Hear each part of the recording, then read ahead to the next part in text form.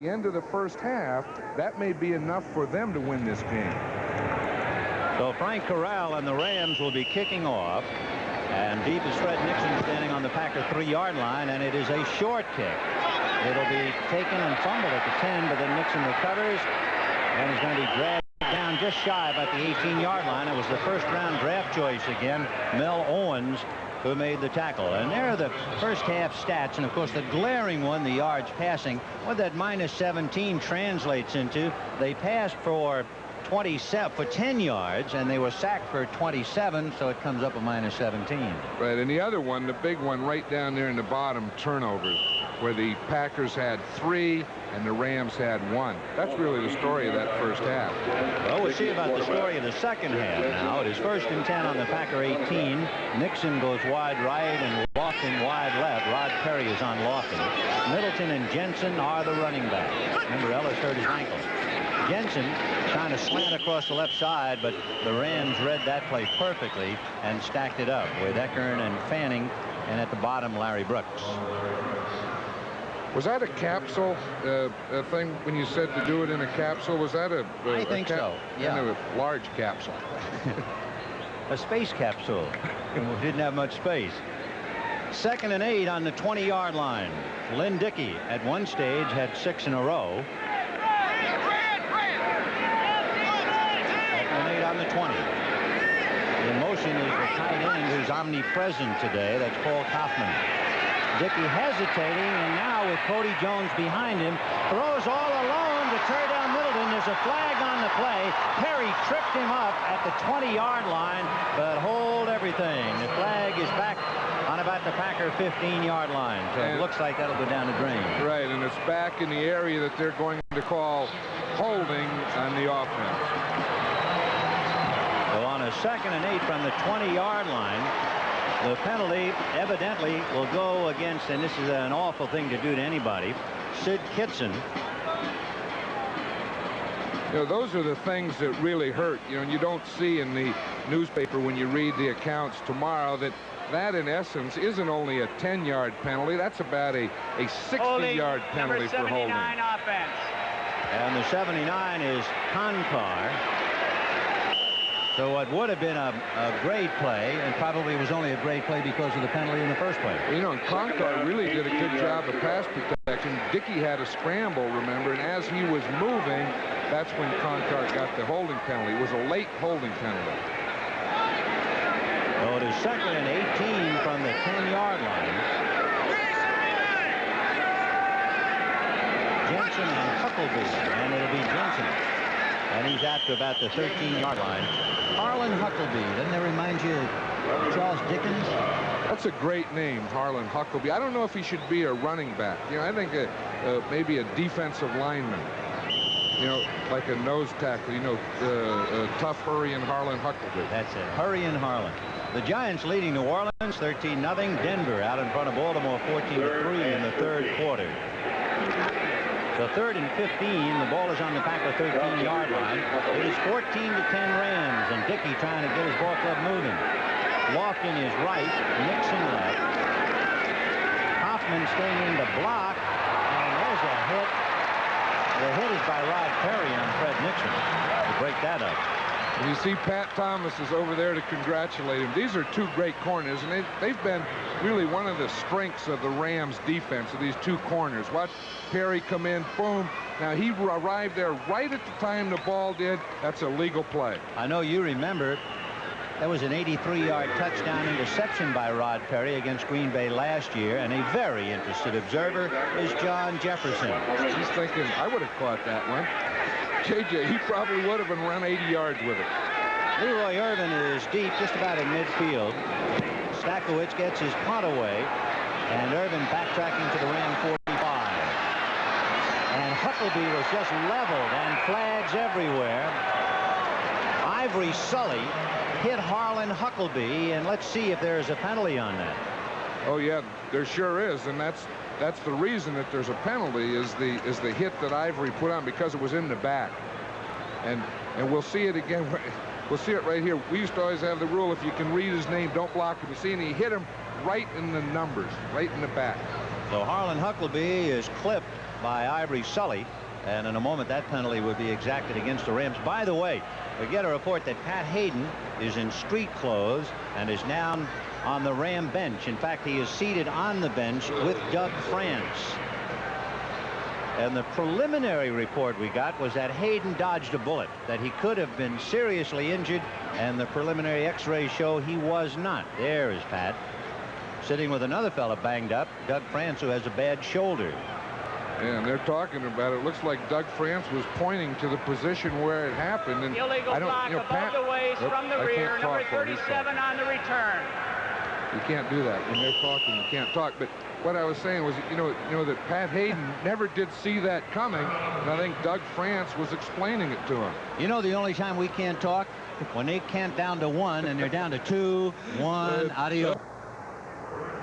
It is 1st and 10 Rams on their own 35-yard line. Rams leading Green Bay 14-10. Cullen Bryant and Wendell Tyler behind Jeff Rutledge, who is in at quarterback for the injured Pat Hayden. That's Tyler. Mike Douglas grabbed him from behind as he got across the 40-yard line and dropped him at about the 42. You see Mike Butler run through there, number 77. They didn't even block him, and Tyler ran right by him. Butler saying, what happened? Let's watch it from the rear here. We'll see. Right on the right side, we'll see Butler come up the field. See right there, and Tyler just ran right by him, cut inside. Look, there's Butler saying, where'd he go? Oh, there he is. We got him. I'm okay. Mike Douglas trailed the play all the way. So it is 2nd and 3 on the 41-yard line of the Rams. Justin Denard wide left. They're going to stay on the ground. And John, I guess, with the rookie at the wheel, they're going to stay close. There's Pat Hayden. You can see the left arm is getting some support. A severe bruise somewhere on the ribs or up around the sternum, the collarbone area. I would think so, because that's usually how they would do that, for the sternum or collarbone. And then maybe that thing around the waist could also be for the rib. It is 1st and 10 on the Ram 46. A hard-working Cullen Bryant is the short man out of the eye. Second man, Tyler, started right, cut back, and he cut into the hands of a couple of defenders. But it was still a good move, and that's John Anderson, number 59. He's the man who broke his arm 3 times. We'll see this again. It looked like it was a delay type thing. See, he starts in, bounces to the out. Look at those cuts. He's with great balance and movement. Now he's making a few moves, and of course it didn't have any effect on John Anderson because he was coming from the side. You know, Wendell Tyler only had 30 carries all last year. So the Rams have to be better now that he is physically better. There's a lick laid in there on Cullen Bryant by Cumbie. Last year, Wendell Tyler had a dislocated hip in an automobile accident in July. Later on, a hyperextended elbow. Meanwhile, Bryant, of course, 6'1", 236, he just grinds him out. He sure does. And I'll tell you, that's not fun for those linebackers to have to sit in there, take on a block of a big guard like Hara or Hill coming on them, and then after they get rid of that, boom, they have to take on Cullen Bryant. Look at this one. Giants are doing in New Orleans 20-0. The same New Orleans team that upset the Rams last week. Rutledge is going to be grabbed by Casey Merrill, and Mike Douglas is holding on to Merrill. Casey was in there. Remember, he recovered the Tyler fumble earlier that led to the first Green Bay touchdown. Let's see if we can see Casey Merrill again. I think that this is, of course, the Rams haven't passed a lot, but this is probably the worst job of pass protecting that I have ever seen them do. The quarterback just doesn't have a chance. Of course, a lot of people should have pointed that out before Pat Hayden's injury. The offensive line for the Rams has gotten a lot of tremendous publicity about how good they are. Well, they are good. They're really quite a group. But look at that, 4 sacks today. You shouldn't allow that many in 10 games. 2nd and 25 from the 42. Rutledge high down the middle is Drew Hill. Just overthrew him, maybe 1 step. Tell you, that was wide open. That was one of those double zones where the safeties both rotated to the outside, and we'll see Hill get right into the middle of it. Now, of course, we watch the pass protection here. It's a stunt. They pick it up. Look, Rutledge looks to the right, finds Hill in the middle. Look, both safeties had rotated to the outside, and there was nothing between Drew Hill and the goal line except grass and dirt. Well, Jeff Rutledge, who came to the Rams with a great reputation, he broke Joe Namath's touchdown pass record at Alabama when he threw 30. So he's got to have a lot of ability, even though he hasn't had a chance to show it. And Merrill's got him again. Casey Merrill with yet another sack. One thing now, Casey Merrill is listed as a right end. In that situation, he was playing right tackle, and he came over the left guard number 72, Kent Hill, on that play. So, it's not always the way they're listed on the starting lineup, because they do move them around. Green Bay goes from a 3-man line to a 4-man line in passing situations. And the Rams went from a 2nd and 2 on the Packer 47 to a 4th and 29 on the Ram 34, and you're looking at Fred Nixon, the deep man. Johnny Gray is about 7 yards in front of him. The wideout for the Rams can't get down there, so that means Nixon has a chance to get across the 30 to the 35. Lucius Smith is the wideout, number 23, but he was picked up and could never get to the punt receiver. So it's 1st and 10 on the Packer 38, 14-10 Rams. Jeff Rutledge, since he's been in there, has been sacked 3 times. And the Packers, trailing by 4 points, have it 1st and 10 on their own 38. Kaufman in motion wide left, so they have a slot left with Lofton. Play action fake to Jensen. They set up the screen to Middleton, and Pat Thomas just ran right through the playbook and dumped him. And then there's another tackle by Pat Thomas. I bet you he's made 7 or 8 tackles. Did you see that sideline shot of Dan Radakovich? He's the offensive line coach. He was working on Kent Hill. He was working on his jersey to keep it tight. He was playing because they tape their shoulder pads to their jerseys. As we watch this play, a little fake in the line, throws out here to the screen. Now watch Pat Thomas come up, and he always hits him in the same place. Did you notice that? Sure does. It's always right at or below the knees. He could be a shoe salesman when he finishes. Why? He's down there. 2nd and 14 on the 34. The motion is Kaufman, picked up by Nolan Cromwell, and under the rush, down goes Dickey. Coming in from the right side, they couldn't pick him up, was Ivory Sully. And then Jim Youngblood came in, but here's the kid who really did it. We'll see. The Rams, just about on every passing down, have blitzed a linebacker and or safety. We see it here. There's Sully. There's Youngblood right there, both a safety and a linebacker. Jack Youngblood, hands in the hip, saying, not bad, guys. Pretty good play. That was the 3rd sack for the Rams, so it's 5-3 sacks in favor of the Packers. There's Pat Hayden with that arm being supported. In the previous 2 games, Dickey was sacked 9 times by the Rams. Now he sets up and throws. No good. It was intended, surprisingly enough, for Andre Thompson, who has a hamstring, and we were told we would not see him. But there he is. Well, of course, the Rams were in their 5 defensive backs, and the Packers were trying to get as many wide receivers as they could out there, so they had 3 out there, and that was what brought Andre Thompson into the game. Ray Stankiewicz, who has been averaging 40 yards a punt, one of the reasons they picked him, drafted him number 3, they say he's a great cold weather player. He played at Michigan State, and he figures to see a little cold weather with Green Bay. The punt right now is to Leroy Irvin at the 33, and see you later. At the bottom is Whitaker, who hit him immediately. That would be Bill Whitaker, a rookie out of Missouri. They say he's a big play man. He just made one. 1st and 10 on the Ram 34. Jeff Rutledge with an I formation. Tyler, the deep man, behind Bryant. 14-10 Rams. And here comes Tyler with Bryant blocking on Douglas. And while Douglas was slowing up the block, Tyler was caught from behind by Cumbie. Of course, that's the important thing, as we start up the field, to keep him where he can't get outside. Okay, now watch Jackie Slater on the offside against Butler. They're fighting all the way down the field. He said, Butler, you got in twice. You aren't going to do it anymore. Butler's saying, he was holding me. And on the other side, Casey Merrill has 2 sacks. We'll probably take a look at him in a little while. Take a look at that. 21-10 Denver in the 3rd.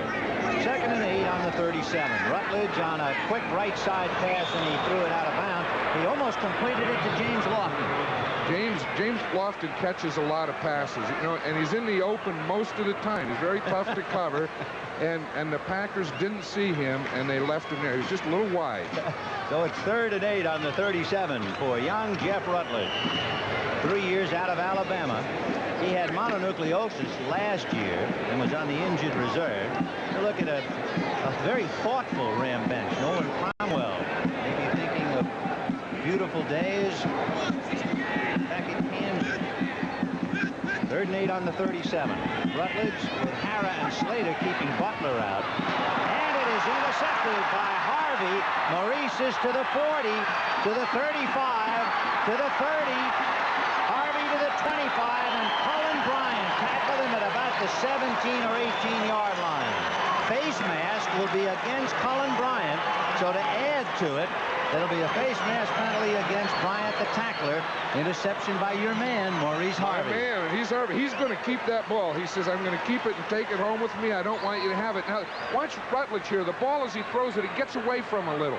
It took off on him, but watch Harvey. He's only 5'10". He got up about 6'9" that time.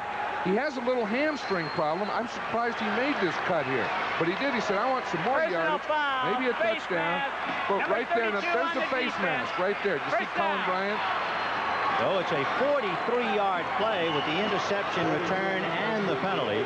And it is 1st and 10 on the Ram 12-yard line. Boy, there have been a lot of mistakes. And you don't think those turnovers can change a game. I mean, the Rams had things going, they had a little lead, now boom, the Packers are knocking at the door. Jensen and Middleton behind Dickey, and it's Gene Jensen, and he squeezes across the 10 to about the 7 or 8 yard line, picked up close to 4, and it was George Andrews who finally brought him down along with Cody Jones.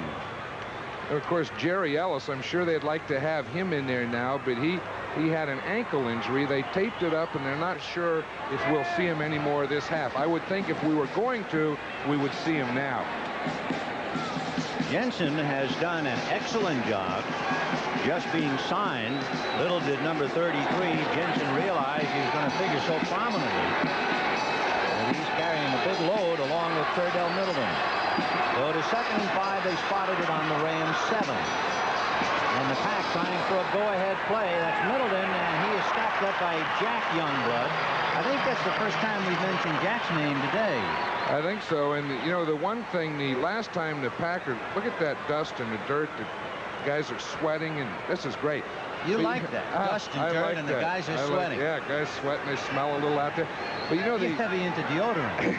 Right, the last time that the Packers were down here, they didn't have any success, and they had to settle for a field goal.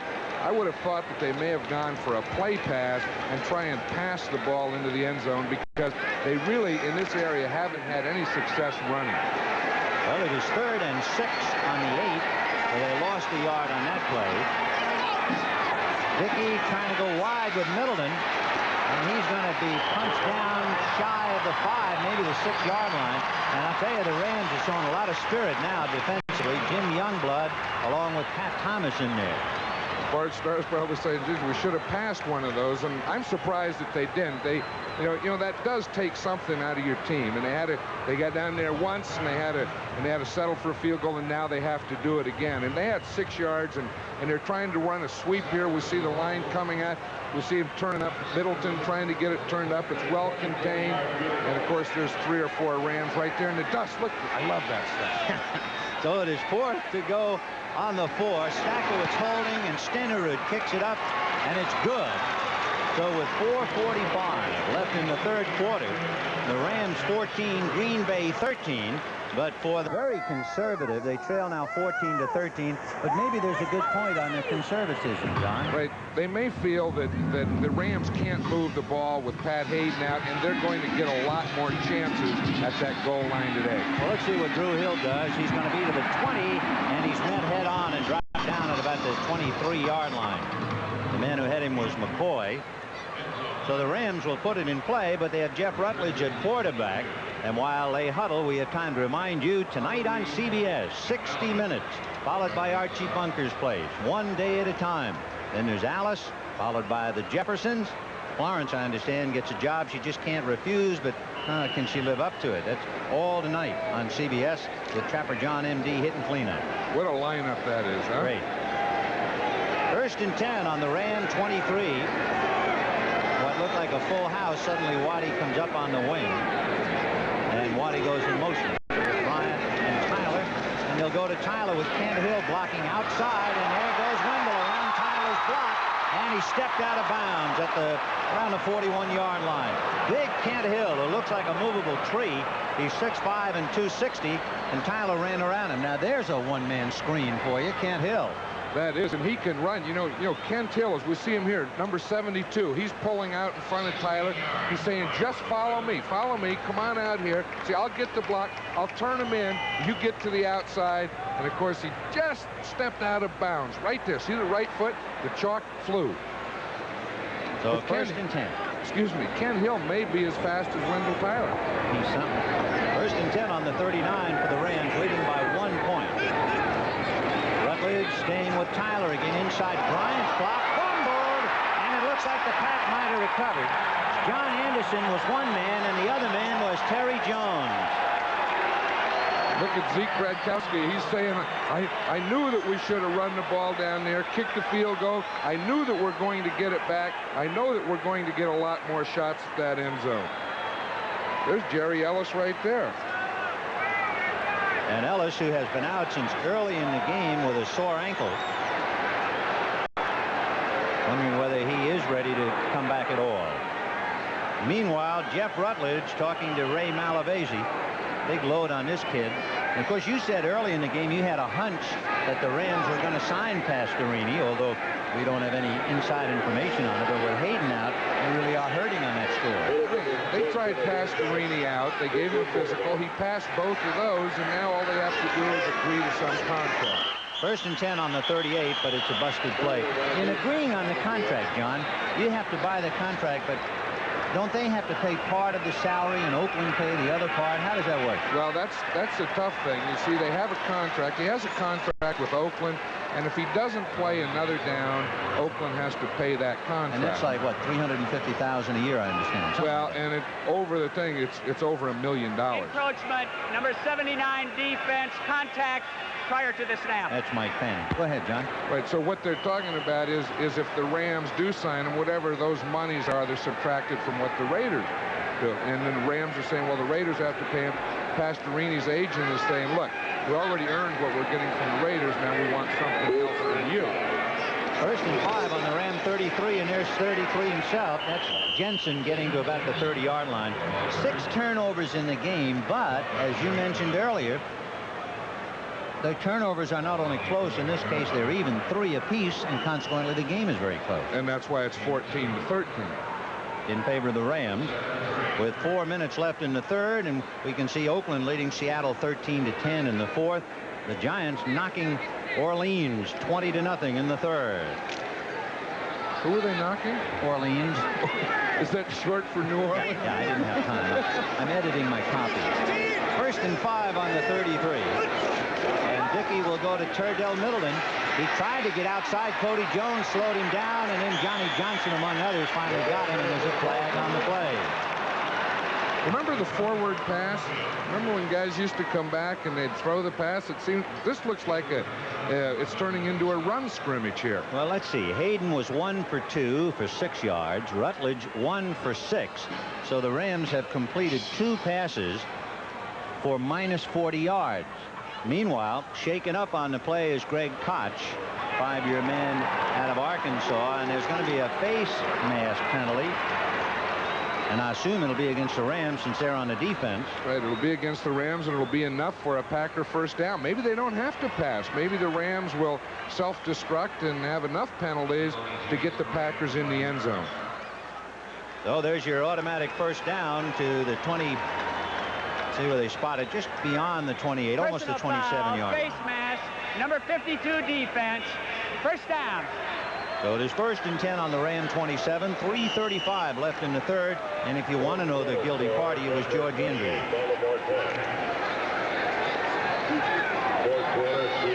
Fred Nixon goes wide right. Often a tight end is a tight end, and Nick News is on the right side. He's been all over the field today.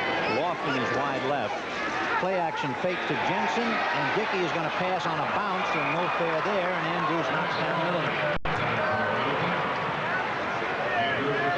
I don't know. He looked over there to the left, and out here on the right, he had a receiver that I think he could have gotten the ball to. It looked like Fred Nixon had some room out here on the right sideline. How about the penalties? They're reasonably close. 55 yards and 75 yards, and the turnovers, and you hate when a game gets to be that. You know that the big thing is the turnovers and the penalties, but they're both playing a big part in this game.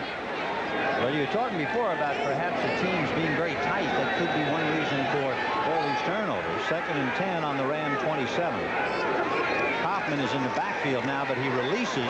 Dickey falls down, throws across to Nixon. Bad pass. Nixon is 5'11", and Lynn Dickey having a very tough time. For an 11-year veteran, it looks like he is not capitalizing on some of his openings today. No, we were talking about a little tightness, and both teams still look tight, and that's unusual for the second half. I mean, it doesn't seem like it's a loose, flowing type thing. And it's only the 3rd game. Yeah.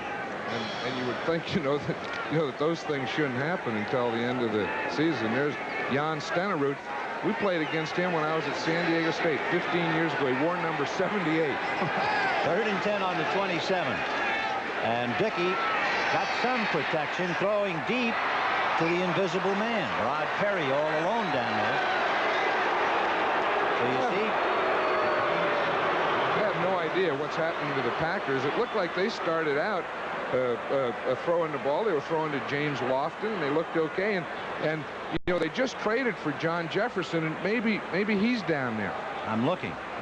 Do you see him? Not yet. He's wearing a yellow shirt. That's what Dickey's saying. Do we have Jefferson yet?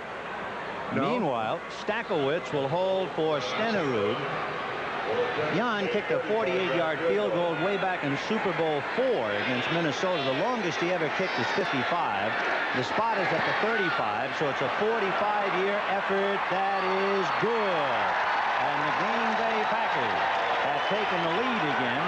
Green Bay 16, the Los Angeles Rams had a party. Oh, he has all the group here, a lot of people. Good crowd, sell out. Stenerud is going to kick it fairly short, and they look to Drew Hill at the 14-yard line. To the 20, 25. And dragged down as he got across by Prather at the 34-yard line. That's Guy Prather. There's Jack Youngblood. Well, it's got to be brutal down there. You don't think it's warm out there? I'll tell you, you love that sweat, though. The wet, they get a little drink, and they get some dirt in them, and, they're ready to go. That's the way the game should be played. Don't forget, next week on CBS Sports Saturday, Duran and Menchio from Las Vegas, 4:30 Eastern Time on CBS Sports Saturday. 1st and 10 on the Ram 35. In motion is Billy Waddy. Jeff Rutledge, the quarterback, with Tyler and Gooman. And Gooman runs into Casey Merrill, and that's that. Gee, Merrill, number 78, has had an outstanding day. Butler captured your imagination early when he teed off on Hayden, but play after play, you see Casey Merrill. There's a flag on the play. Casey Merrill has really beaten out Ezra Johnson. Ezra Johnson in his first year was in the Pro Bowl. And then Casey Merrill came in, and in training camp, Johnson was hurt. Merrill went in, and he's won a starting spot, and he hasn't been moved out of there. They try and say that they have co-starters, Merrill and Personal Johnson. Foul, face mask, number 78 defense. Oh, they got Merrill for face mask. I know you never talk about a guy. They always do something bad when you talk. I'm sorry, Casey. I didn't mean to jinx. 1st and 10 on the Ram 42. Nard going one way and then the other.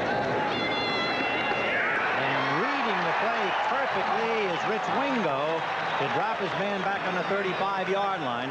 When you first saw Ringo, you said that Wingo was the best rookie linebacker you'd ever seen. Right. I saw him as a middle linebacker when they were playing a 4-3 defense as a rookie, and I felt that this man was the best rookie middle linebacker that I have ever seen.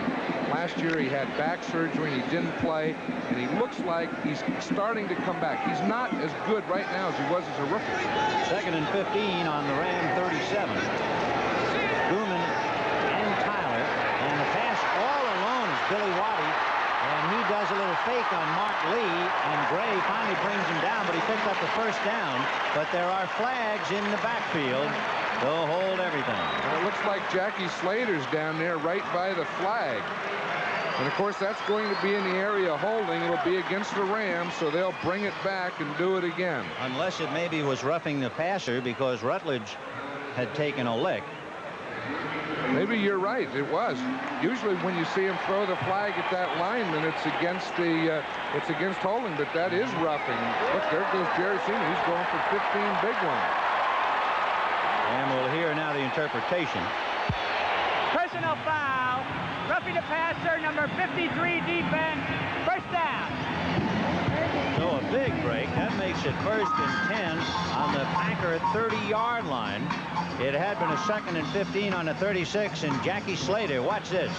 Right here, and that's against Mike Douglas, number 53. You see he's coming right inside of Pankey right there, and he hit him in the head. That's what it was. You know, that a player can't hit the quarterback or anyone in the head. That's a great rule. 1st and 10 from the 30, and Rutledge is going to pass and go deep to Drew Hill, who made the catch, and he beat Mark Lee. I tell you, the Rams look like they've had enough of that stuff, and they said, we're going to go play like the Rams now. We're going to take our offensive line, and we're going to pass protect, give the quarterback time and a chance, which they did, and we're going to get in the end zone and break them. See, it's a little play pass. Now watch the pass protection. Rutledge had good time. He leads Hill right inside to the post, and he gets it for the touchdown. So Jeff Rutledge, who broke Namath's record for touchdown passes at Alabama, completes one to Drew Hill, and the Rams are back out in front. We're liable to have a wild one here before it's finished. It's 20-16 Los Angeles, and Corral makes it 21-16 Los Angeles. 2 minutes and 9 seconds left to go in the 3rd quarter. There's teeth. Or teeth, yeah. Nixon on the 2. Reds to the 10, 20. And he's not going to make it to the 25. And a lot of pushing and shoving down there. Harlan Huckleby and Mel Owens. Jeff Rutledge talking upstairs. Oh, that's Kemp. Pardon me. Yeah, that's Kemp. I don't like the color of that phone. You know, that phone ought to be another color. It's a princess phone. It's a princess phone, yeah. Jack Kemp is taking, Jack Kemp. Who in the heck said Jack Kemp? Jeff Kemp is taking the plays down that they were successful on that drive, and maybe something that they would like to use the next time. Number 23 on the kicking team. Re-kick with a 5-yard penalty. That's Lucius Smith, who was the wideout on the kick, and the penalty called against him, so they'll have to re-kick. Anyway, Jeff Kemp will take the plays down that one were successful in that drive, and 2 that they would like to use the next time, and then he'll talk to Jeff Rutledge about those plays. There's the schedule next Sunday. An awful lot of people watching this game today are going to see a dandy next week. Atlanta Falcons at Cleveland, and luckily you and I will be able to see that one as well. Minnesota will be at Green Bay. The Giants later on will be at Dallas, and the Saints at San Francisco. Check your local listings for time as Jackie Slater with some ice to his face, trying to forget this 89-degree weather. There is Harlan Huckleby. 2 years out of Michigan. He was originally drafted by New Orleans, but he decided to play a year in Canadian Football League, and Green Bay picked him up last year. And Huckleby, instead of Fred Nixon, is going to return. We told you Kaufman is everywhere, the tight end. He's up on the 25-yard line to the right of Harlan Huckleby. And Huckleby will take it at about the 8, to the 20, to the 30, following Kaufman, and there's not enough real estate for him. He goes out of bounds in front of the Ram bench. And they'll mark it across the 30 at about the 32.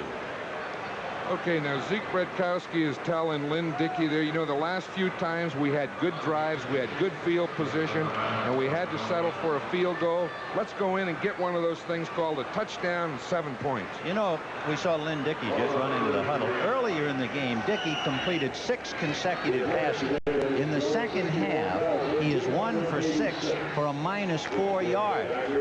I don't know what caused that other than maybe getting away from James Lofton. I think he should, get back to that. Get back to getting Lofton some things. 1st and 10 on the 33. Jensen and Middleton, both backs flare and release, and Dickey is going down. Reggie Doss, along with Phil Murphy and Cody Jones. On that play, James Lofton was wide open, but of course you can't fault the quarterback here because the first thing you need is what? Pass protection.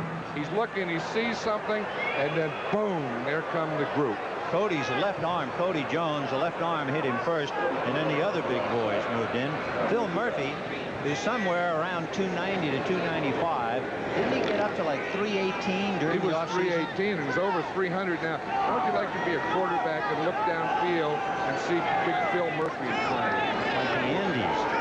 2nd and 19 from the 33. They keep Murphy out so Dickey can pass to Nixon. No good. And a great one-hander by Rod Perry broke it up. If Perry doesn't get those high five in the way, why, I think Nixon would have caught it.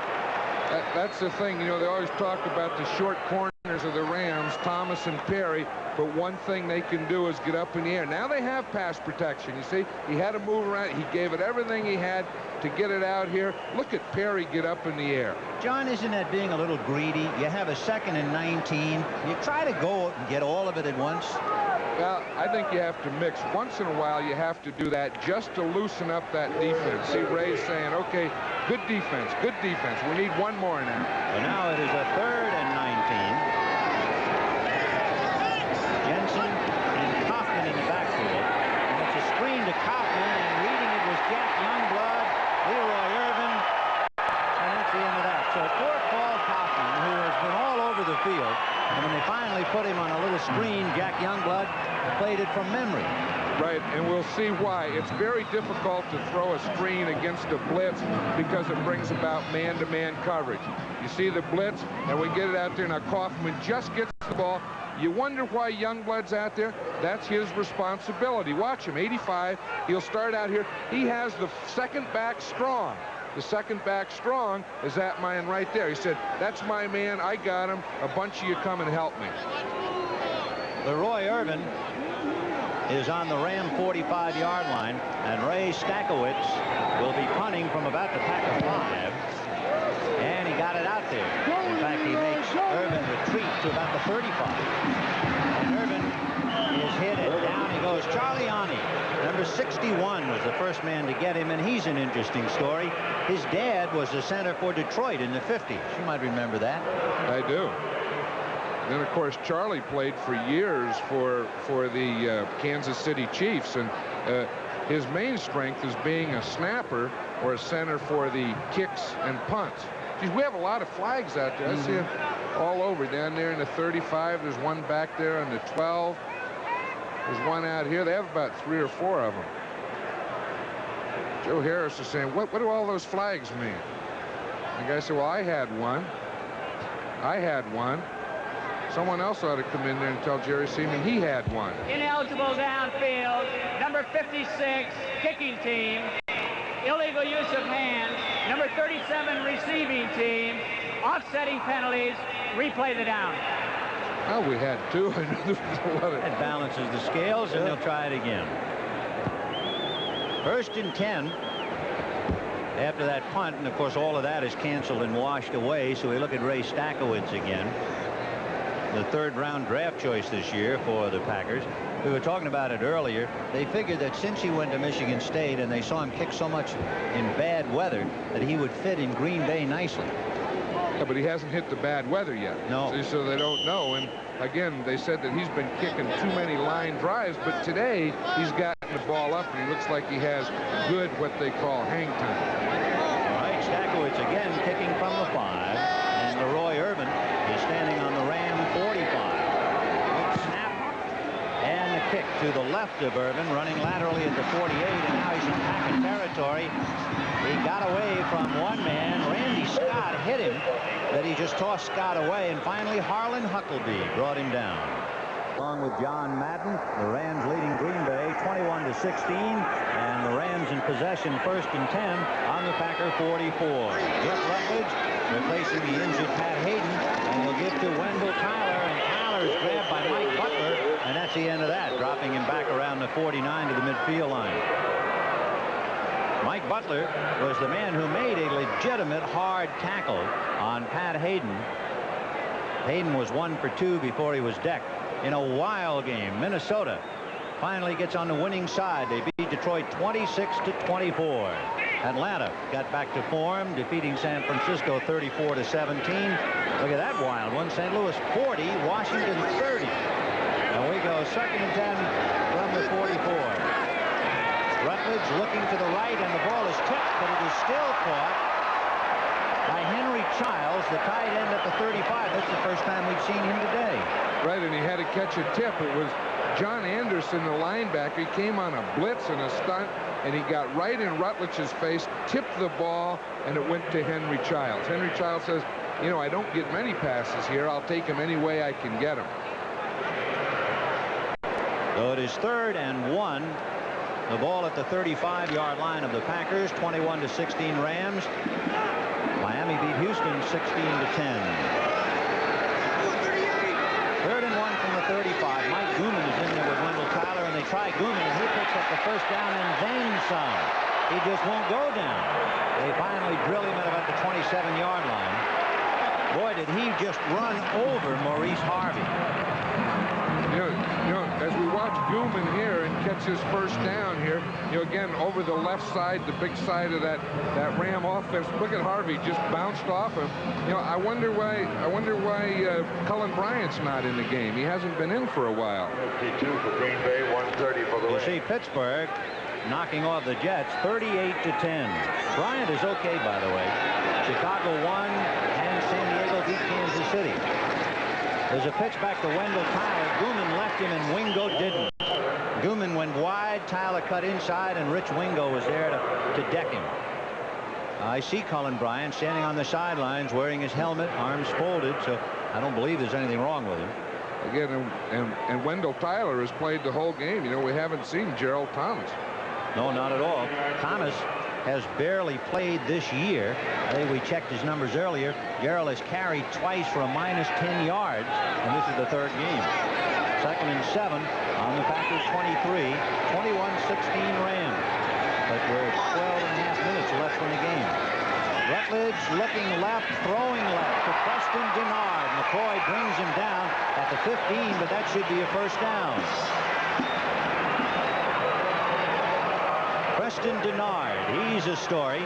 A free agent back in '78, and he's busted quite a few plays for the Rams. You know, when they talk about a controlled passing game, this is the type of thing that they're talking about. When you get a corner playing off deep and they give you a cushion, you just run a 5 or 6 yard out and hit it in front of them.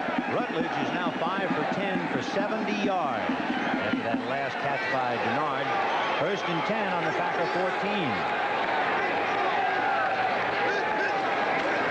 Wendell Tyler following Kent Hill. Oh, what a cut he made, and he is in there for a 1st and goal. Kent Hill went after Johnny Gray, and that's kind of a mismatch. Gray is 5'11", 185, and Kent Hill is 6'5", 260. And we'll see it in any defensive back that he blocks is going to be a mismatch. Watch him. He's the left guard. He starts out here. Now watch Wendell Tyler's cut right there. See, now sometimes to make these great cuts, you have to keep the ball away from the body. I always hear people say that you have to keep it in, but you can't. He has his first 100-yard game of the year and the 6th of his young career. For 1st and goal for Jeff Rutledge, a full house backfield. Tyler, Bryant, and Gooman all behind him. The middle man is Bryant, and he's in there.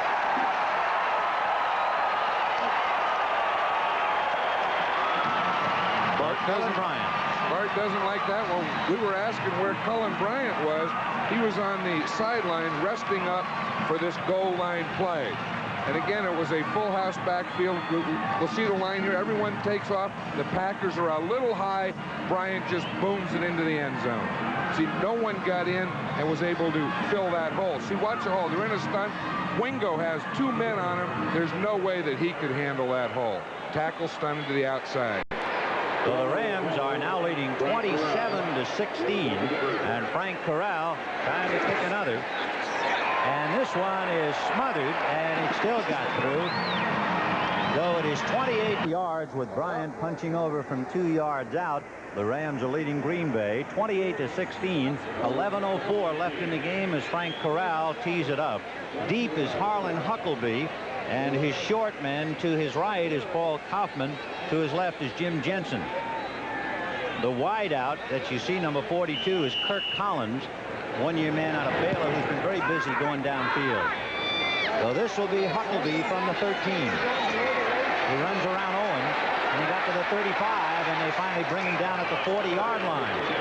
So a good return by Harlan Huckleby. Once he got by Mel Owens, he had a pretty good run upfield. So the Pack still has a lot of time, but they're going to have to do something with their passing game because they have just come dead in the water. It was ironic the way he started.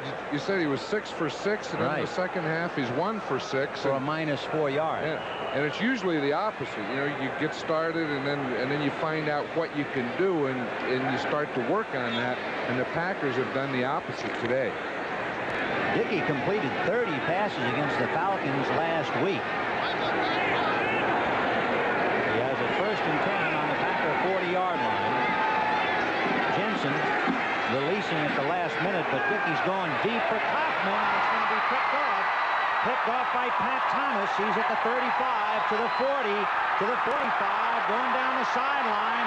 He's got a clear shot until he's finally brushed by Dickey and caught from behind at the 10-yard line. I tell you, Dickey didn't like that one because he remembers last year he threw 2 interceptions that were returned for touchdowns, one by Rod Perry and the other by Johnny Johnson, and on one of them he was really injured. You know who caught Pat Thomas? Probably the only man who could. James Lofton caught him from behind after Dickey kind of gave him an excuse me. This was a bad throw here because really Pat Thomas, it was a double coverage. Pat Thomas had the position. He was inside Kaufman. Dickey tried to throw it inside. It just wasn't there. He forced it.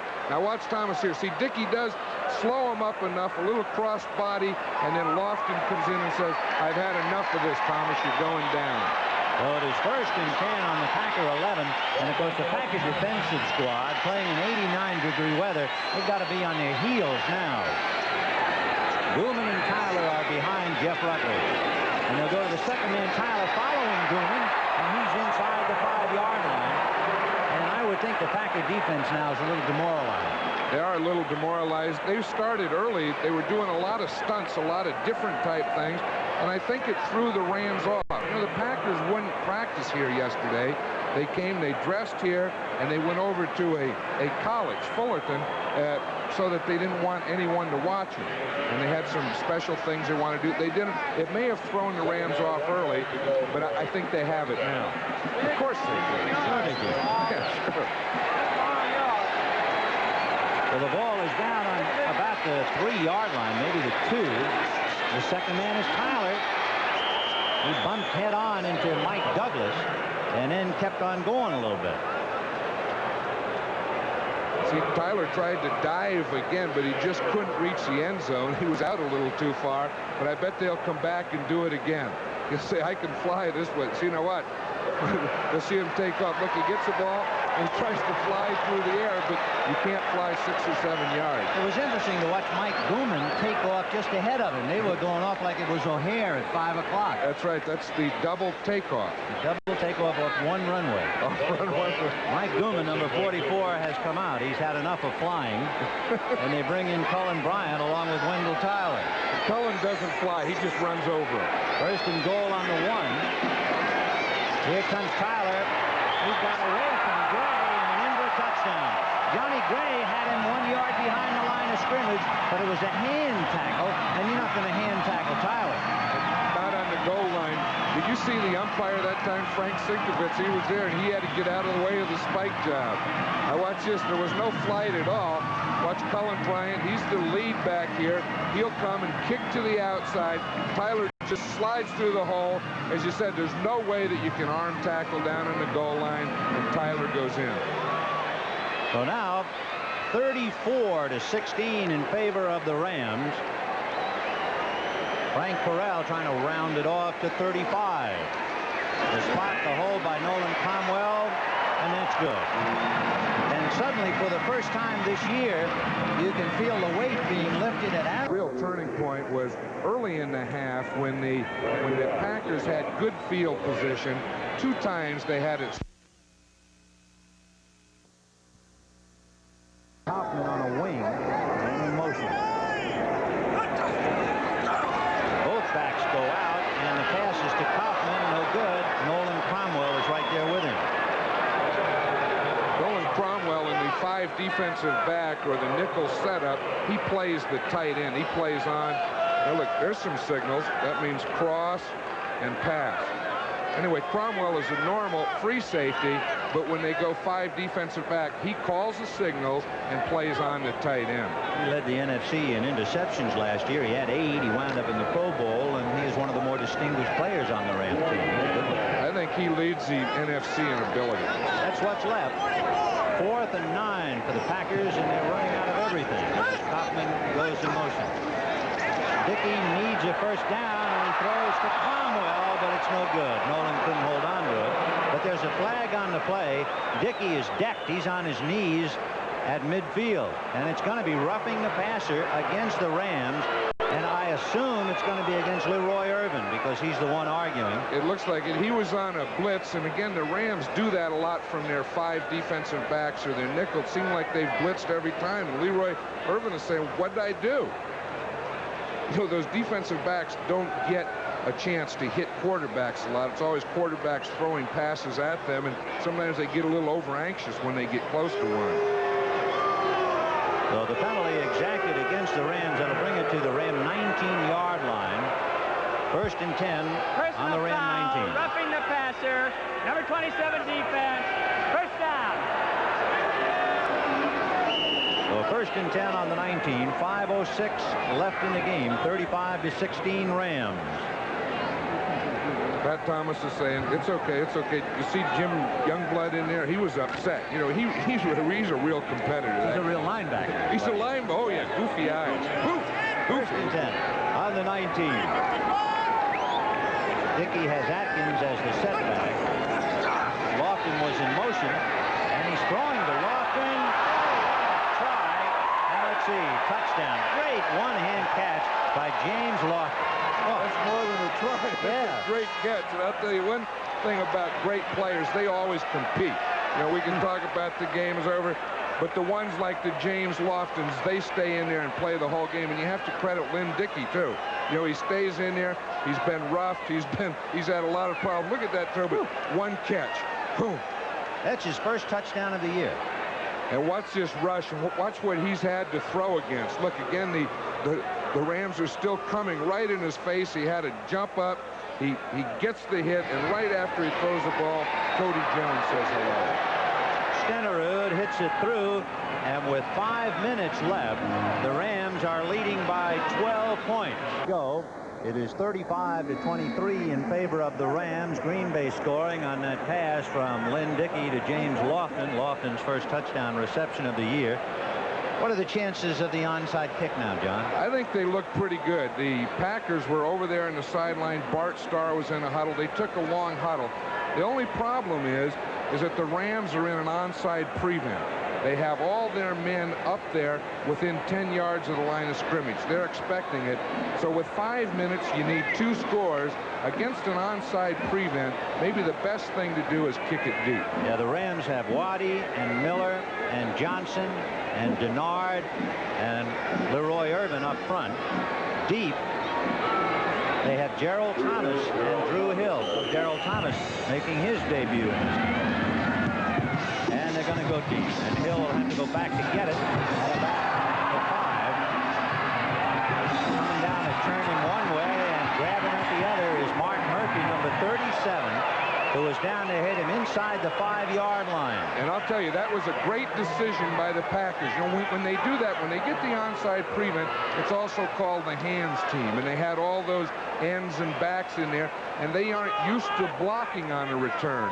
So when you do kick it deep, you have a good chance to get them inside the 10-yard line, as the Packers just did.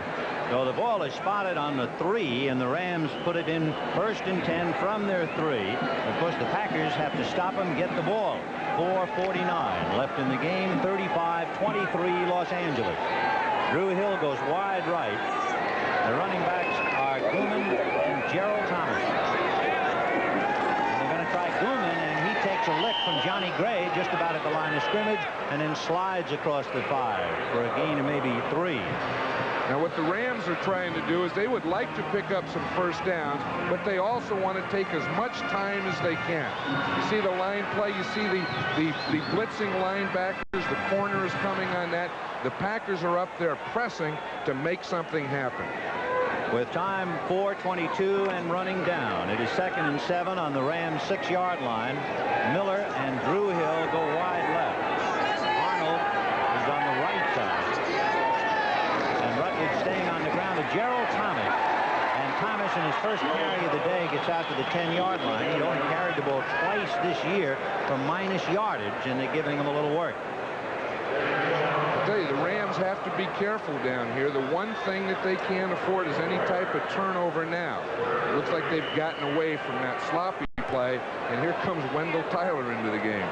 I was just going to say, isn't it a little strange when he's only had 2 carries this year in such vulnerable territory to let Gerald Thomas carry the ball? I don't think so, but the Rams probably just realized that it is a little vulnerable down there. Maybe we better make a change, although Gerald Thomas is still there. It is 3rd and about 2 from the 10-yard line. And they bunch up, and that's going to be awfully close.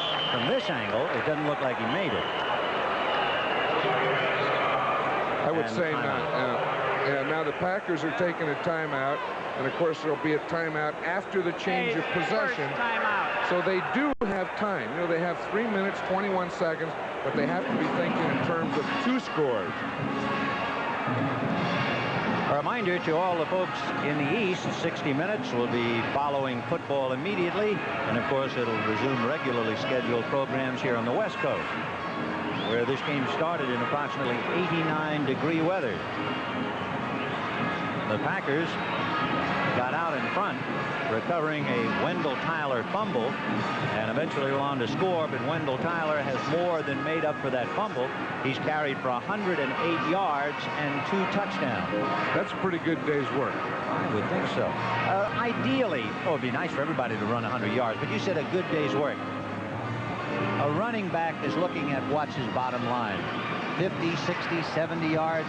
I don't think it depends on how many running backs you play in a game. I think that a team should gain about 150 yards rushing a game to have a good offensive output. Now that could be any combination of that. Frank Corral. Well, the Rams have rushed for about 165 yards. Frank Corral punting from his goal line, and Fred Nixon is back there instead of Harlan Huckleby. So they've been alternating safeties. Meanwhile, we'll see if the Packers put any kind of a rush on Corral. They're overloaded on that right side.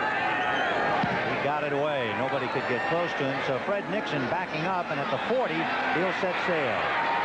And he is hit and dropped, and a flag. Arnold hit him, but there were flags immediately.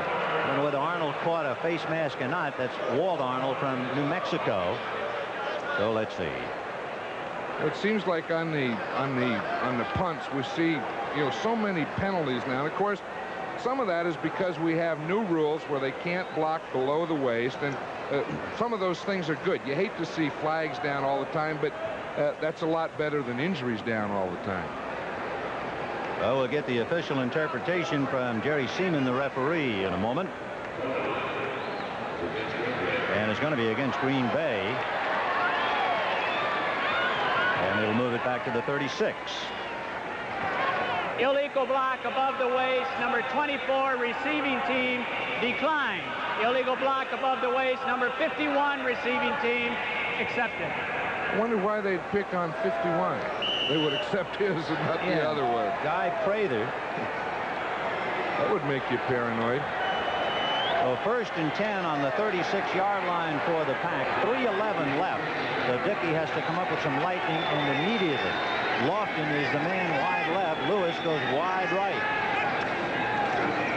Dickey with his backs releasing, and he's going to give the ball to Harlan Huckleby, and Huckleby is knocked out of bounds at the 39-yard line. So for all of that, they only picked up 3, but they did stop the clock at 3:05.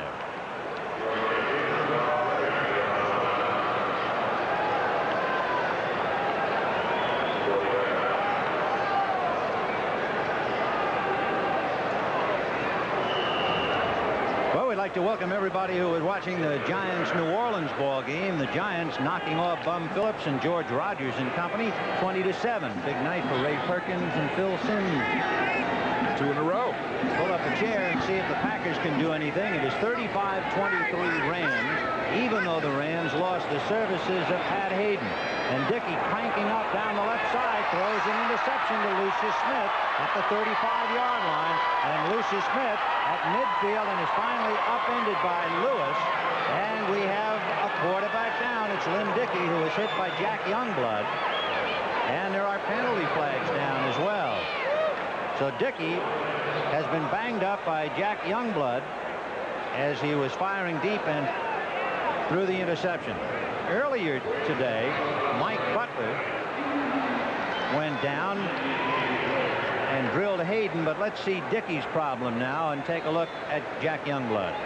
Now watch this. He's coming back now. Jack Youngblood will come in from the left in the screen. Right there, just as he throws it, it looks like he got crunched by 2 of them. Now here's the Hayden play much earlier today, John. Right, and again from the left side. So we'll see Pat Hayden. He's looking to the left. He doesn't see Butler. Right there, it comes from the right. What a shot Pat Hayden took. Right, we see Jackie Slater is blocking against number 77, Mike Butler. He gets by him. Hayden is looking the other way. Boom. Apparently, and we say that with fingers crossed, it was not as serious an injury as it first appeared to be.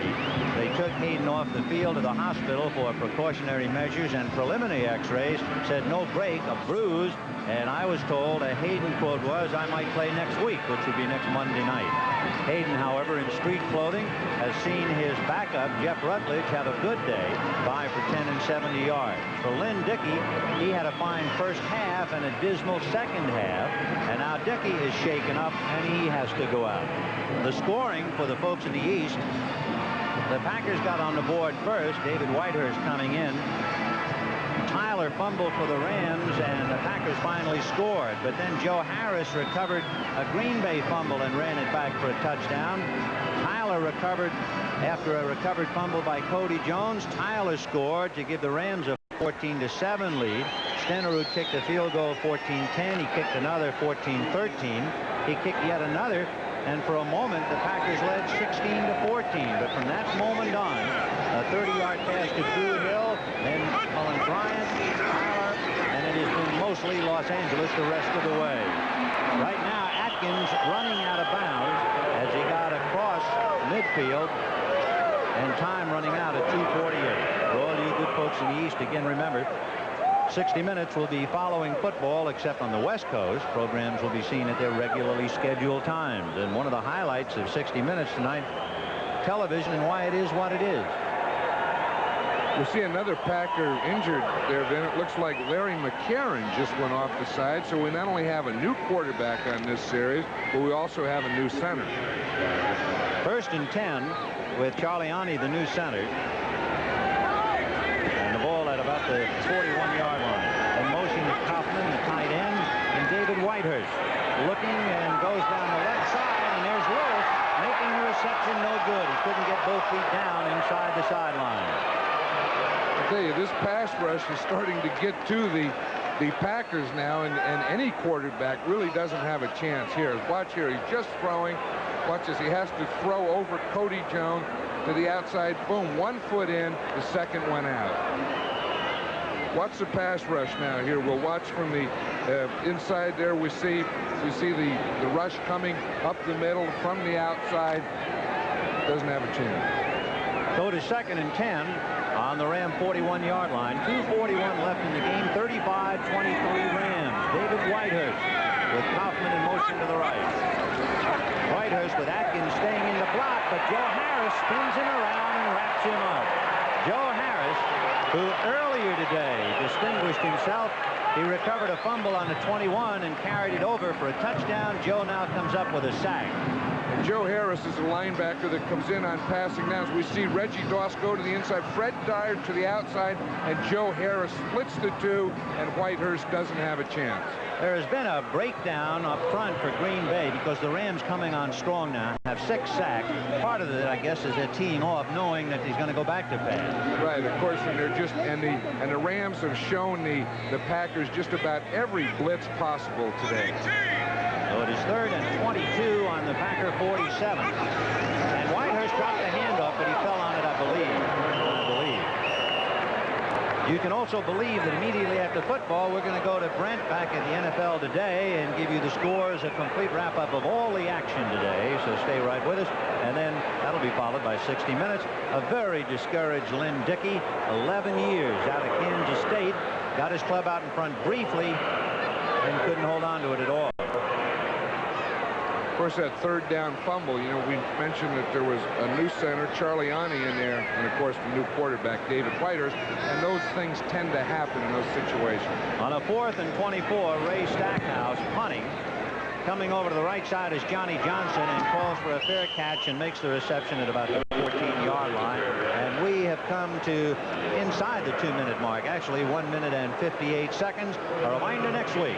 Most of us will be looking at Atlanta. Try Gerald Thomas, and he is grabbed and dropped by Braggs, who backs up Mike Butler. Byron Bragg. You know, we see this score here, Vin, and I wonder how John Jefferson feels. He was just traded, of course, to the Packers this week. Let me ask you something. Is it conceivable, 1 in a million shot, that Jefferson might be part of an overall maneuver rather than he's going to Green Bay? I think that is possible. You know, that just because he was traded to Green Bay, that doesn't mean that he'll play for Green Bay. And Bart Starr may be thinking about that. He could, you know, if they can't come to an agreement, he could go back to San Diego, although I don't think that would happen. He could also be traded by Green Bay to another team. So just because they have that agreement, that really doesn't mean that John Jefferson is going to end up in Green Bay this year.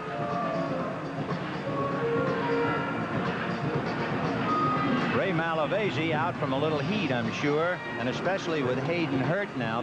The big story was Don Klosterman wanted the Rams to try out Pastorini, and Ray Malavasi was, let's say, non-committal about the idea. But of course, then, you know, Pat Hayden has the injury now, and I think if they can work out something with Dan Pastorini, that he'll be in a Ram uniform. Jack Youngblood, whom we saw make a sack of Lynn Dickey just a few moments ago. 1:52 left in the game. This is Vin Scully along with John Madden, welcoming the East to sunny Southern California. He was 89 at the start of this game. Rutledge to Gerald Thomas, caught from behind by Casey Merrill, number 78. We've seen that number all day long. Casey, a wrestler who went to school out here at Cal Davis. He's given it the best battle possible. Well, we have come to that time, that dramatic part of the day, John. Very exciting. Where we salute the heroes. The real heroes. Our executive producer, Terry O'Neill, senior producer, Charles H. Milton, the third. Our producer, Mike Burks, our director, Sandy Grossman, and all of the other fellows who worked so hard and long to get this one on the air. 1:13 left in the game. Fellas, thank you very much. And a special bow to Denny Mnuchin, our spotter, and Dr. Bob Woods for all his statistical help. Ozzie Lang for giving us the scores. There's an old play-by-play announcer, John. That's what you have to look He used forward to be a coach, and that's what happens to you. You know, you lose too many, and your hair starts to grow long, and your teeth take different angles, and you kind of turn goofy. You talk about linebackers. Yeah, we cornered the market here. Jeff Rutledge says we've cornered the market too. He got a 35-23 lead. We've got 1 minute and 5 seconds, and life is sweet. But on the other side, things are pretty sour. Zeke Bratkowski, Bart Starr, Frank Corral will be punting, and for the Packers, Fred Nixon standing on the 35-yard line. 1 minute and 5 seconds left. And to see if the Pack can even get close to attempting to block the punt. They'll send all 10.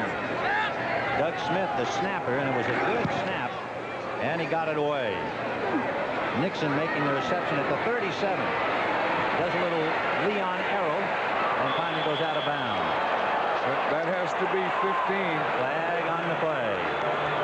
Mel Owens, 58, is a first-round draft choice, a rookie, and he is full of fire. He's been involved in a lot of hard hits today on special teams. He, of course, was the #1 pick for the Rams this year. He's full of fire, but he reported 2 weeks late to camp on a deal, and he's really never gotten into it with the Rams as a linebacker, but he is a special teams player. Well, it'll be a 15-yard penalty against Mel Owens for roughing up Fred Nixon. A reminder to you folks in the East, following football, you'll have an update. Brent will give you all the scores, and then we'll move right into 60 minutes. On the return against the kicking team, first down. He's saying, I want to play linebacker anyway, Coach. Look, we have this game. Put me in there. Fred Dreyer's in there. He's playing. Reggie Doss is in there. Let me get in there and play behind those two. David Whitehurst in there for Lynn Dickey on the 1st and 10 from the 42. James Lofton in the slot right with Lewis. And somewhat of a sloppy handoff, I think, too, but a flag on the play before it even got started. This is kind of a dismal time of the game, especially for the club that's number behind 61, by a dozen points. Charliani got kind of mixed up, I think, on that snap. There he is. The Hawaiian. Right, you know, it's been a long time since he's played center, and there's Ray Malavasi. He was thinking it's been a long time since we've won a game, and you talk about a weight off someone's shoulders. I'm sure Ray can feel that now. And what's going to happen to Green Bay? Well, it's going to remain the same. There's Jeff Rutledge. He beat him.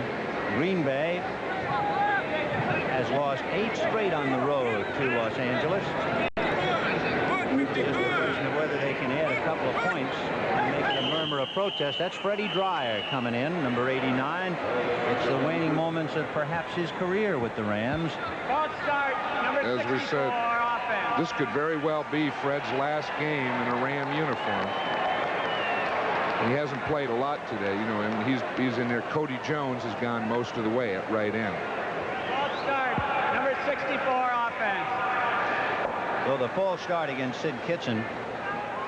Jeff Kemp sitting there with the chart, and he has suddenly moved up slightly. At least for the moment, he's the number 2 quarterback since Hayden is sidelined. But to repeat, Pat was quoted as saying he might be able to play next week. At least he's optimistic enough that he thinks he's going to get well within 2 weeks.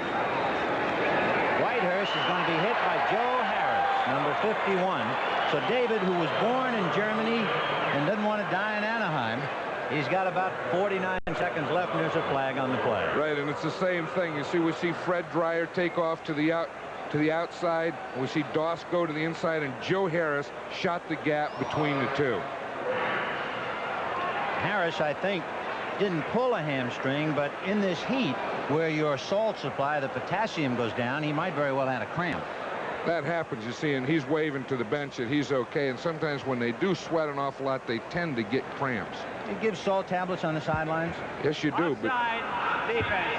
But the big thing is to build up the salt and potassium before the game. And it really doesn't do a lot of good. But look at the lineman there. There's Herky Hara. They call him Herky for Hercules. They could all be. Those are all 11 big. sacks. Tough day. 1st and 15 on the 47. Whitehurst, for a moment, saw a glimpse. Now he's going to have to run with it. Kaufman helps to the block, and he's going to get out of bounds just about a first down at the 32-yard line. And Lynn Dickey saying, well, okay. Those are Lynn's numbers, but it doesn't really tell you the picture of what a poor second half he had. Oh, let's turn it around the other way and say what a fine second half the Rams had defensively, putting heat on him. One thing that does tell a story is he passed 29 times. He told me yesterday, he said he would like to have a game today where he only passed 15 times. Of course, he doubled that. The Whitehurst got the first down. It's 1st and 10 on the 32 with 40 seconds left. Rams 35, Green Bay 23. Whitehurst releasing to Atkins. Wow. Nobody there, and he threw it over Atkins' head. There was that same blitz on that left side. He says, I'm not going to take that one again. I'm going to get rid of this. Watch, we see, again, Harris coming up, and they finally get him blocked, or try to, but then Whitehurst says, no more. I'm going to get the ball to the outside. Malavasi saying, okay, I have next Sunday off. I can get ready to play on Monday. Do you like that extra day? Does that help a ball club? Well, it's one of those things that you like before and you hate after. You're happy that you get the extra day, but then the next week you're a day short. 2nd and 10 on the Ram 32. Whitehurst flipping high again. Atkins. Not only is it a tough play to throw the ball that high, but Atkins has to look right into the setting sun. And that's the second one that he's thrown into the sun. And I would think, when you're 2 touchdowns down, and if you're not going to throw the ball into the end zone, just run the ball and run out the clock, and that's it. You know, to throw a little loop pass and need 2 touchdowns doesn't make an awful lot of sense. And then to throw it into the sun makes even less sense. 32 seconds on the sideline. Some of the Rams, and the middleman is Wendell Tyler pulling at his sleeves. He rushed for 108 yards and 2 touchdowns today, although he did fumble, and that led directly to a Packer touchdown. 3rd and 10 on the 32. David Whitehouse down the middle, and it was caught and dropped by Lewis. Nolan Cromwell could not have defended except to tackle, and Lewis looked like he was just tired and didn't concentrate. You know, Whitehurst, when he was a starting quarterback, we see those wristbands. He used to have plays written on his wrist, and if he didn't get the play from Zeke Bratkowski on the sideline, he'd have to pick one off the wrist. But he doesn't have the plays written there anymore. No, I guess after 5 years out of Furman, and there is Jackie Slater's mouthpiece protector. He got a shot in the mouth, remember, early today, and had to apply ice, so he's okay. He's checking his teeth. 4th and 10 on the 32. And a wobbly pass, almost, but not quite, caught by James Lawson. Boy, he pulled that thing in like a cat who found a mouse, but he didn't fool anybody. It didn't, so they go. We'll see that again. Now watch James Lofton here. He runs, he gets bumped in the first area right there. And we'll see the ball come in, go out. He brings it back in. Did anyone see it? He was hoping the official was behind him. Meanwhile, look at David Whitehurst. Reggie Doss trying to come in on the right side and get at him. And he just hit him by the back of the jersey and jerked him down. That's a great position to play on a poor team. I'll tell you, that is very tough. So the Rams have it. There's only 21 seconds left in the game, so there's nowhere to go but to the clubhouse, in all honesty. It is 35-23 Rams.